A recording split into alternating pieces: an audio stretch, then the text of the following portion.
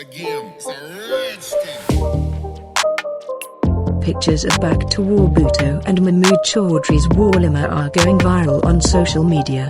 It can be seen in the pictures that the bride is wearing a black wedding dress on this occasion, and his brother and PPP chairman Bilawal Bhutto spotted wearing blue coat pants. Let us tell you here that this is the first marriage of Benazir Bhutto's house, and no waste of money was spent on this marriage, and this marriage was celebrated with great simplicity. Due to the current situation, the Zardari family had invited many selected guests to the wedding. Many people were talking on social media that this is the first marriage of the Zardari family, and a lot of money will be showered on this wedding. But Bakhtawar Bhutto's wedding broke the old tradition, and people like to celebrate this wedding with simplicity, because a lot of money was spent on Master Tile's wedding for no reason in the last few days.